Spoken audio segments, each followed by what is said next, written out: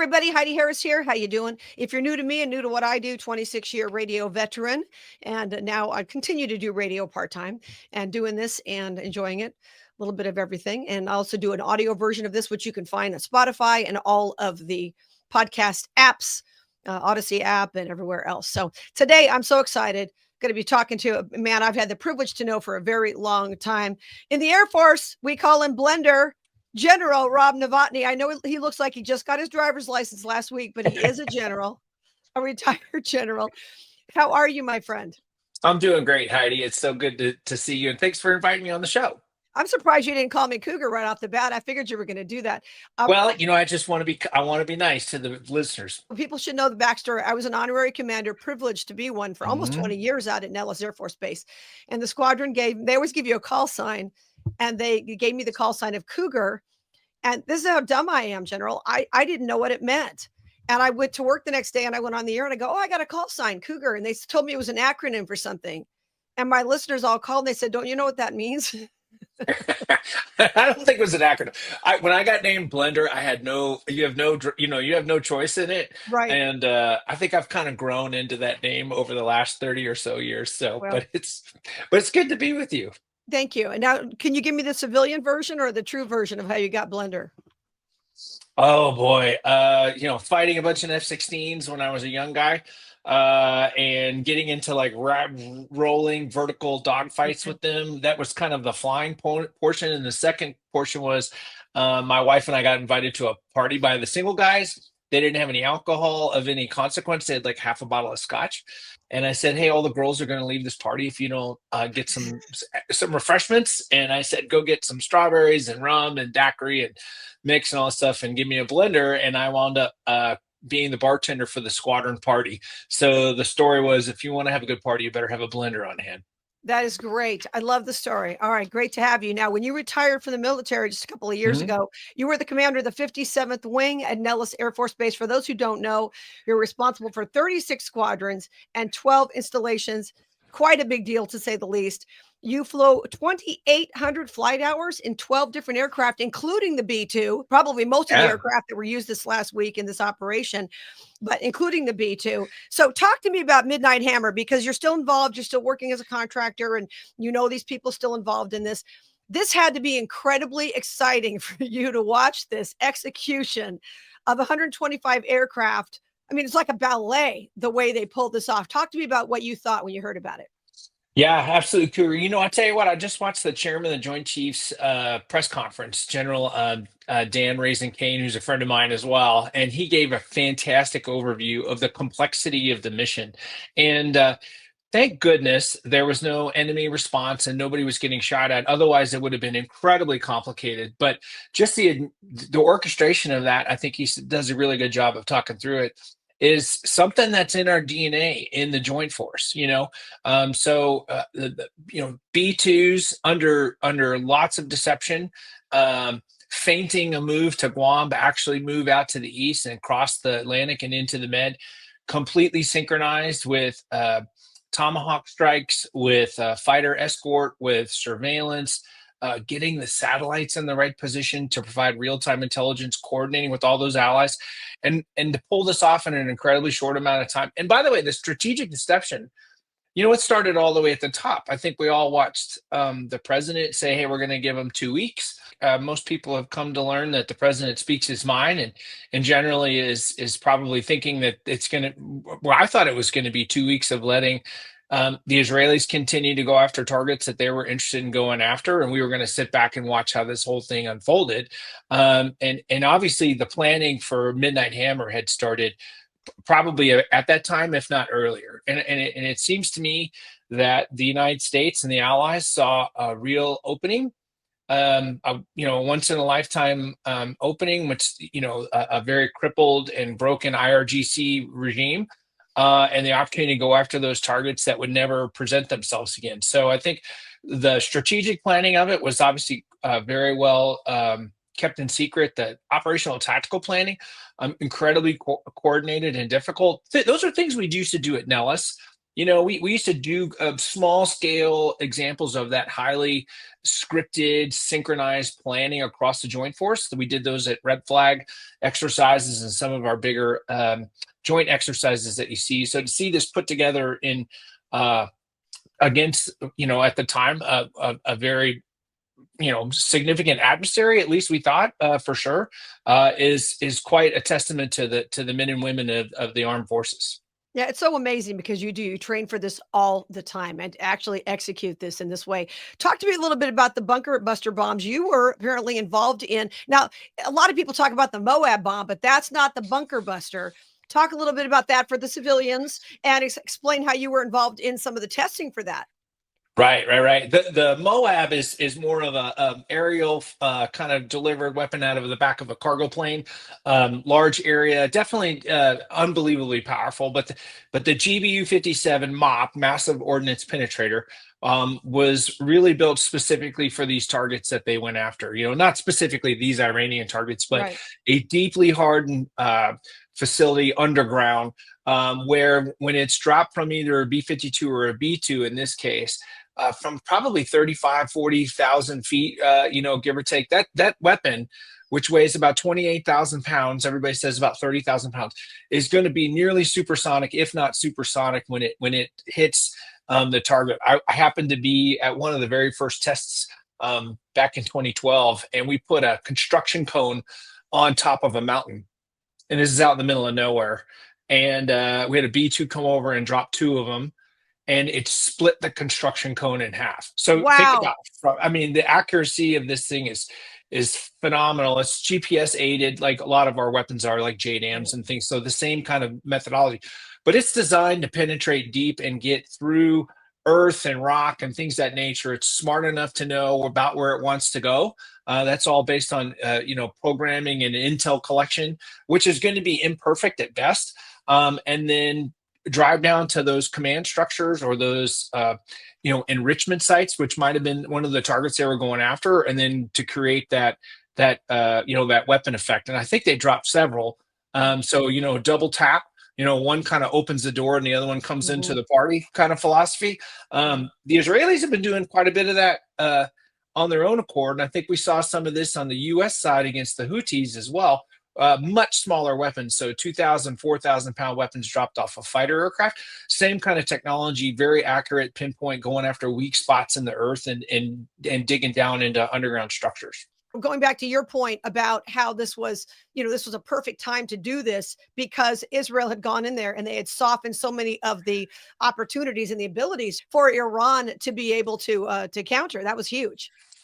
It was huge. I think we've watched this unfold since October 7th, since the terrible attack against Israel through the proxy groups, and then the subsequent, waves and waves of attacks from Iran. We've realized that, at the conventional level, they lack a significant amount of capability. They threw up a lot of numbers. David Sling and the Iron Dome was able to dispatch a lot of that. Obviously, American and Israeli and other coalition fighters knocked all those down. And then Israel went into Iran not once, but twice.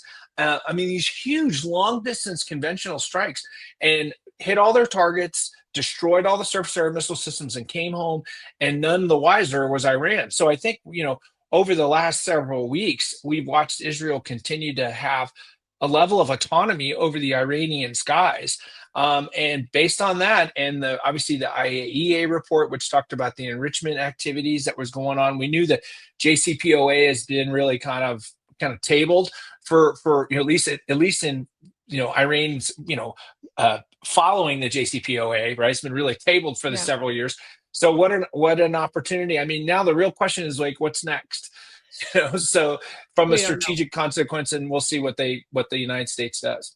Yeah, I'm not trying to drag you into a political conversation. I'll save my political commentary, but I am concerned about sleeper cells in America. We don't know about any of that. We don't know what's going to happen. We know a lot of people have come into the country who may want to do us harm. We don't know. Anyway, I'm not dragging you into that. I just want to talk to you about it from the military perspective. What was amazing to me too is You had 30 tankers involved from what we're hearing. And I'm not on the inside of this. 30 tankers. I've actually had the privilege of flying in one of those tankers and watching and refueling. And that is amazing to see when we did it. Back in the day, it was the F-22 coming in, and it's amazing to be lying on your stomach in the back of this KC-135, watching the F-22 literally come out of nowhere. You're sitting there, all of a sudden, woof, it's right there. Talk to me about how cool that was for you the first time. Well, yeah, well, thanks, Cougar. That's a crazy story, to be honest with you, because the first time I ever refueled by myself solo was going into Iraq on a combat mission. Wow. So I had been accelerated through F-15 training in order to get to my unit in Langley that was deploying. And so they checked me off on air fueling, but I always had a supervisor in the back seat of a two-seater. So I'm going on a combat mission. I might have failed to tell my squadron that. And, with my operations officer who got 3 MiG kills in Desert Storm, and he's a weapons school graduate. And he said, hey, you did really good on a tanker I'd never seen before. So a KC-10, no less. So a totally different structure, and I just had to get up and get it done. It is definitely one of those administrative things that's intimidating at first. Oh, yeah. And then you get really used to it. I mean, I was blessed to be at Okinawa for 7 years. We had our own tanker squadron there, so we refueled every single day. For the Midnight Hammer folks, this was done in the middle of the night too. So, it's one thing to take off and air fuel in the middle of the day and the weather's nice. But when you're doing it at night, you're carrying live ordnance. You have this level of anxiety that's you're about to go into enemy territory. All of that compounds to be a level of stress that's really just amazing to see that human beings can still continue to function at such a high level despite of that. So it was amazing. Great work. Mm-hmm. Now they were flying for 18 hours. So they had obviously one way. Yeah. Oh, wow. Okay. That's right. One way. Oof. Yeah. It was like 37 hours round trip. 125 aircraft involved in this, and they went completely undetected. Now, why do you suppose that is? Once again, I don't know how much you can say, but is it just because the enemy never had the capability, or the enemy being Iran, if you want to call them the enemy, is it because Iran never had the capability, or because their capability was destroyed, or because they were still trying to find a shovel to dig out? Do we really know why they had no idea this was coming? I think it's all of those. To be honest, Cougar, I think, first of all, there's a lot of activity over there, over the Iranian skies, and from a military nature. So Israel was over those skies quite a bit. Obviously, we had surveillance aircraft, probably not American necessarily, would be my guess. And Iran, I think their entire infrastructure had been weakened, and we kind of set conditions in response. We probably were starting to think about this a few days in advance, if not further. And so hitting key targets that would enable that kind of clandestine arrival is for sure some of the things that the military planners were working on. So I think it's probably all the above. And then, hats off to the planners who it's been really difficult in the last several years to keep leaks under control for military operations and things of that nature. Regardless, it's always one of those things. I mean, nobody knew about this. I think I saw a report from Jennifer Griffin, talking about how she's in the halls of the Pentagon. Nobody said a word, and nobody had a clue. So hats off to keeping it tight on the overall planning. So that helps. Obviously, the feint and the strategic deception. Hey, all I read about was B-2s going to Guam. Right. So if you see B-2s take off and they start going west out of Whiteman, Missouri, and they're going to Guam, that kind of validates that assumption. And then you basically forget about the other 6 that might be flying eastbound. They don't make sense. So a lot of deception techniques and stuff that are going on. And then we have a lot of other capabilities that allow for, classified communications and the synchronization of all that stuff. I mean, that was the hard part. I think the execution is incredibly difficult, but synchronizing it for 72 or 96 hours in advance and rehearsing it and getting all of the details right, communication wise, and in advance of that, and keeping the leaks from getting out is really a testimony to their work. CENTCOM is going to probably do the bulk of the planning. The Central Command folks down in Tampa, they're going to transition across the EUCOM forces. So the folks in Stuttgart, Germany at European Command. And then, of course, nothing like this. I think General Kane, the chairman, did a great job of explaining kind of all the key equities that were involved: Space Force, Transportation Command, Special Ops Command, and the fact that all got synchronized. What I hope happened is the National Command Authority said, this is what we want to do, and then allowed the military planners to get involved and to iron out the details. And our civilian leadership provided the right oversight and kind of left the military experts to do it, which is, it appears that looks like that's what happened. So that's really cool. That is really cool. And once again, not asking you for a political opinion. I'll just put one out there. I feel as if President Trump probably was much better at getting out of the way of the military than possibly previous presidents. I don't know if you want to address that or not. I'll just say that. Let the professionals do what the professionals do. You can either say yes or no or nothing to that. I think the military always enjoys the proper level of civilian oversight. We support and defend the Constitution of the United States when we're in uniform, and that relationship and that level of oversight is built on trust. So I think when I was in uniform and I had the trust of my civilian appointed leaders, then I had a lot of freedom of movement and action, and I was held to account. So that's a relationship we all want, and when we're in uniform, and I hope that's what they've got now. Absolutely. So talk to me about what message this sends to the rest of the world, our enemies in other places. I mean, obviously a huge message for anybody who doubted our capability. Well, I tell you what, the ability to synchronize those activities, to fly 36-hour global strike missions, to pinpoint targets that were built specifically to avoid detection and to be survivable and to take them off the map, and do so under the cover of darkness in enemy territory without anybody knowing about it. That message to the rest of the world is we have the premier joint force of probably all of history. I mean, and I know I'm not making light of the magnitude of obviously my predecessors in World War II and things like that. I mean, some of those, this for a singular strategic level decapitation strike almost of a capability that we've watched develop for 25 years, built specifically to survive and avoid detection, all stuff, and to come across the world and to pull that off signals to the world that we know what we're doing when it comes to this kind of activity. Now, the question is, does it generate, Clausewitz always said, conflict's an extension of politics. So does this lead to a greater strategic end state? That'll be really interesting to see what happens and unfolds over the next days and weeks. Right. And wasn't it a year or so ago that Israel took out a couple of bad guys? I believe, weren't they? It was Tehran, I think, and they were in this compound that was supposed to be so safe, and they got the guy in his bed. Well, they did it a couple weeks ago, a couple days ago. You saw the entry point of the weapon that came in the side of the wall and went after the specific apartment. Yes, that was amazing. Let's not gloss over that. That was a huge deal. They could have taken the whole building down, and they literally went in. There were like 2 floors. There was a hole where there were 2 floors. That was incredible. I think the pager operation is far more interesting, right? I mean, they built the pagers years in advance. They got them on the hips of the right people, and then they used them. I mean, unbelievable when you think about the level of planning and complexity and synchronization. Yeah, it was incredible. Well, Israel, they have to be ingenious because the whole world's out to get them. That's for sure. They're very patient, for sure. Yeah. So now I was at a lunch a while back and somebody was speaking, won't mention who, but it wasn't classified. But he was talking about 2027 on the calendar with China as if it was like on the calendar. And I said, excuse me, should I put this on my calendar, 2027?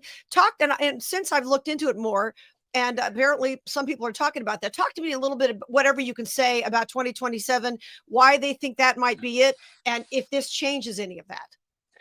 I saw some pilots in the Air Force about a year and a half ago that had little patches that said 2027. Yeah. And I think you saw General Minihan, who was the previous air mobility commander, specifically mentioned 2027 in open source. And I think that date is a function of an aggregate of intelligence assessments that stipulate that by about 2027, the PRC and the PLA and all of the military forces of China will reach a level of competency and mass in order to basically hold Taiwan at risk. So, all intel sources are fleeting, and they're all imperfect, and they're all subject to interpretation in a lot of cases. But that's kind of been the date that I feel like the joint forces kind of sunk their teeth into for sure. So Blender's personal opinion, China doesn't want to fight the United States, and the United States doesn't want to fight China.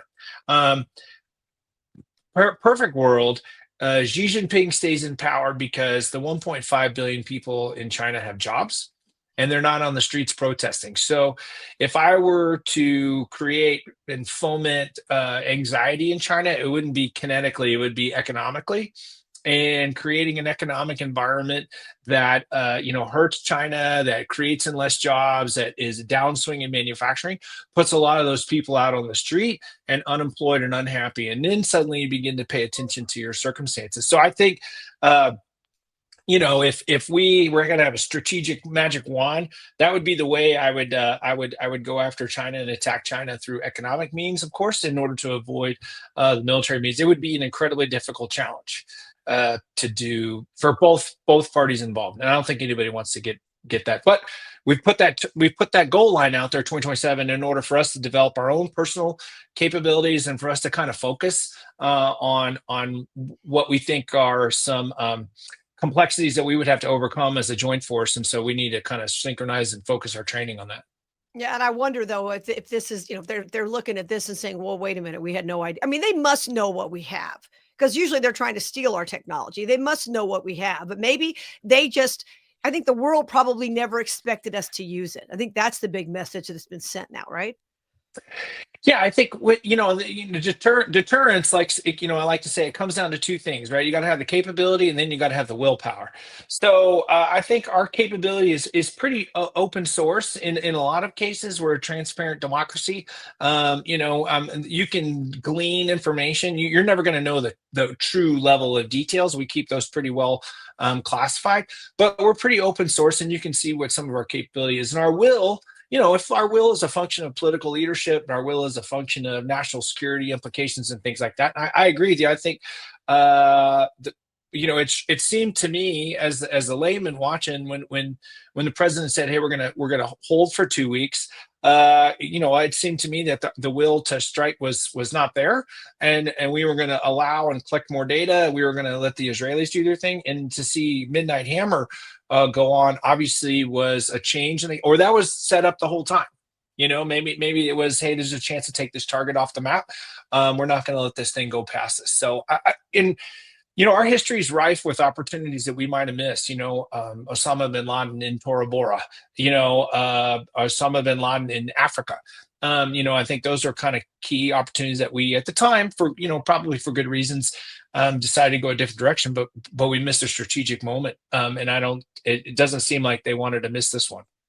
Yeah, it was interesting. I was watching a video by a person, I won't mention any names, a person who's very much gone against Trump in a lot of things. And he had some guy on, some professor, it doesn't matter who.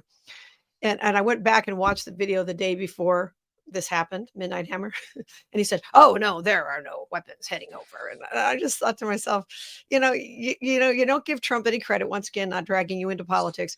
They don't give Trump any credit. They don't think we have the spine to do what needs to be done. And these so-called experts, the day before, when the jets are flying over and refueling, "Oh, no, there aren't any jets." Well, good. Keep talking, and our enemy won't pay attention. Well, yeah, the deception part of this, I think, was exquisite. So, I mean, the fact that nobody knew, regardless of the political thing. I mean, regardless of the political thing, if we're going to conduct military operations against the enemy, we don't want that information to get out. I think they did an incredible job of keeping that under wraps, which then led to the success of the mission. Right? Listen, had people been tipped off that this was coming, who knows what could have happened? We might have been denied overflight opportunities. We might have had more frustrated electronic attack against the systems, or comm jamming, or they could have marshaled their last surface-to-air missiles and given it the last college try.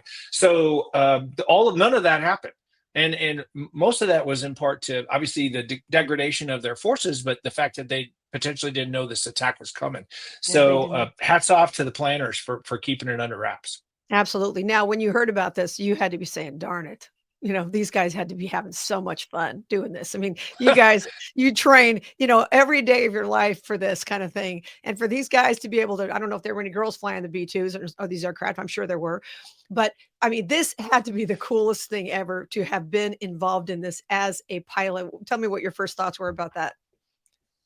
I think that comes into after you land and you've had a 48 hours or so to reflect on it, Absolutely. you're really squared away. It's I was blessed to be in the military for almost 30 years. We're super professional, without a doubt.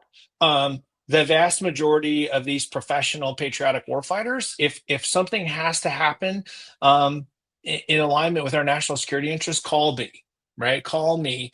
Right. I want to be involved in it. So I always wanted to be someone who deployed. I always wanted to be someone who went with my squadron. So that level of camaraderie and professional, pride to be a part of that mission, I think absolutely, um, is definitely there, Cougar for sure. But boy, is it laser focus. The B-2 pilot. I flew the B-2 and I only flew it for about 4.5 or 5 hours, in the middle of the night in training. Didn't drop any bombs. It's a spacious little cockpit for 4.5 hours. I could stand up and I could maybe lay down in between the seats, which is kind of what they do. They'll take turns napping. One pilot, there's two pilots, and Right. somebody would probably get out of the seat, lay down and nap, or use the restroom, or have a sandwich, or drink a Monster, and then switch seats. I mean, 36 hours to be that level of focus to fly that airplane safely and communicate and react to mission planning changes is unbelievably taxing. So they've got to take turns. Um, and then when they probably got home, big hugs from the family and the leadership of the base for a job well done, and then they went to bed. So I'm sure they did for probably a couple of days. It's got to be probably. fascinating too when you're doing this kind of thing, and you obviously can't tell friends, family, anyone. I'm sure your wife had to deal with that when you were in combat. Your lovely wife Dawn, who's darling, she had to deal with that when you were in combat. There are things you just cannot tell her, obviously because it's classified. Clearly, also you don't want to worry her. Talk a little bit about what that's like as a military spouse. Yeah, that I can think multiple times deployed to Afghanistan, and our base came under attack shortly after I got off a FaceTime call with my wife, and Oof, she was smart enough to know where I was and had just seen me there, and oof, so that stress on the family and all that stuff, it does take a special spouse to be able to tolerate that. Um, I also know that, I flew on night one of Operation Iraqi Freedom back in 2003, and had a long phone call with my wife the night before. And, of course, we don't talk anything about it, but you have kind of a code, and I think she knew what was going on. She took the kids and they went on vacation. And of course, she didn't want to be around the television, knowing that I was flying combat missions for 14 straight days. So it takes a real special person. And, uh, you know, the diamond jeweler here in Vegas is a friend of mine, so we make it all right. love it. All right, closing thoughts on Operation Midnight Hammer. Yeah, I think Operation Midnight Hammer, and just in the military component of it, a huge hats off to all the planners, all the planners who kept it under wraps, who were able to execute this safely. All of the men and women who flew, all the men and women who were providing the command and control and the support and the intelligence briefings and the air refueling and the maintenance kids on the flight line who prepped all that stuff. I mean, um, what a great reminder of how blessed we are to have young people that wrap themselves in the nation's cloth, and we recruit really good people, and we train them really, really well, and then we put them into this crucible of complexity, and they performed. It appears, from, I don't know, but it appears that they performed incredibly well. So we should all be very proud, and just, now what, right? This is this is one component of a conversation at the international level, and we'll see if that achieves what the nation wants. Absolutely. General, and I know when people laugh when they see you, they just don't believe you're a general. General Novotny, Blender, we call him Blender. Good talking to you. Thanks for making time. God bless everything you did. God bless your wife and family. And thank you for making the time today. And God bless America. This was, I want to walk around singing that Charlie Daniels song. We're walking real proud and we're talking real loud again. I mean, because for a long time we didn't feel as if that was allowed to happen. We knew it was happening behind the scenes. I saw it every day when I was out in Nellis and places like that. But it's just great to see it executed correctly, like we Americans knew we were capable of. Oh, thanks, Heidi. Have a great day. Thank you. See you soon. Well, that was interesting, huh? What an amazing hero he is. And he has flown let's see. Let me make sure I get this right because I want to make sure I give him credit. 2,800 flight hours in 12 different aircraft and hundreds of hours in combat, 540 to be exact, combat hours. So what an incredible patriot he is, and I appreciate him making the time. Want to give you the perspective from the military. I didn't ask him to get political because I don't want to do that to him, but there are plenty of people out there doing that. But I hope this has sent a message to our adversaries that we're serious and we have the capability of doing what we say we can do. Because for a long time, we've had these capabilities. Our enemy knows we have these when I say enemy, I mean in general, any adversary knows we have these certain capabilities. But what we haven't had is the will to use them when necessary. We had Obama and Biden not doing anything when opportunities presented themselves. So we're grateful that we have somebody who nobody wants war. I don't want war. Nobody wants war. Nobody wants a war. Nobody wants a protracted war. I hope it doesn't come to that. But deterrence is the way. I mean, sometimes you just have to settle the argument quickly, which I believe we did. And I hope I'm right about that. And as I mentioned, clearly we're concerned about sleeper cells. We don't know where they are. We don't know what could possibly happen. Hopefully Iran is so weakened between the power struggle with this 86-year-old Ayatollah and all the other problems going on that they won't be able to respond. But you never know.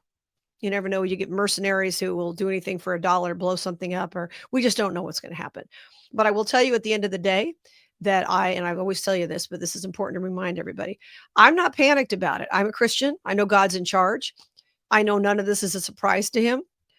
And we're going to be okay as a nation. I do believe we will be. We may go through some tough times. We don't know, when or where, or whether this is the time we're going to go through some really tough times or not. We don't know. But we have to be prepared to get through it as a nation. I'm actually excited about the future because we could be in for some interesting times. But if you know God's in charge, like I said, you just watch God work.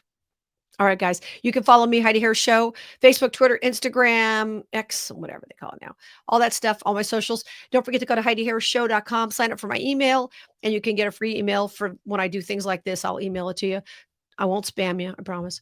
But please check it out. Follow me on all these socials. Okay, guys. God bless America.